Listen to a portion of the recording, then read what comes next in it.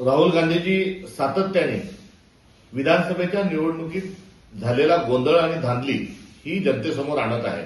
मात्र निवडणूक आयोग या संदर्भामध्ये कुठलंही उत्तर देण्याकरता तयार नाही. मागच्या वेळेस त्यांनी लिहिलेल्या लेखामध्ये भाजपचे प्रांताध्यक्ष यांच्या मतदारसंघात असलेला गोंधळ हा त्यांनी समोर आणला होता. तर यावेळेस थेट मुख्यमंत्र्यांच्या मतदारसंघात झालेला गोंधळ त्यांनी हा उघड केलेला आहे. हा वरकरणी जरी गोंधळ वाटत असला तरी अनियमितता ही मतांची चोरी आहे आणि हे सरकार हे मतांची चोरी करून स्थापन झालेलं सरकार आहे. मात्र निवडणूक आयोग याबद्दल कुठलंही उत्तर देण्याकरता तयार नाही. आता राहुल गांधींनी पुन्हा काही तथ्य आपल्या सगळ्यांसमोर ठेवली आहे. आता बघा, याचं उत्तर निवडणूक आयोग देणार नाही तर आता मुख्यमंत्री हे त्याचं उत्तर देतील किंवा केंद्रातील अमित शहा याचं उत्तर देतील. त्यामुळे निवडणूक आयोग यामध्ये कुठेही हस्तक्षेप करण्याकरता तयार नाही. यामध्ये सर्व काही दडलेलं आहे.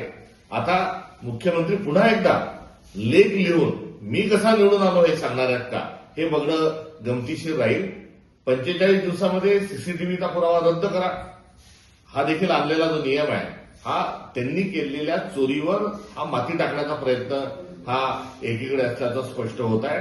तर दुसरीकडे या सरकारला सत्तेवर बसण्याची कुठलीही नैतिकता ही त्यांच्यामध्ये राहिलेली नाही. त्यांनी नैतिक जबाबदारी स्वीकारून राजीनामा दिला पाहिजे.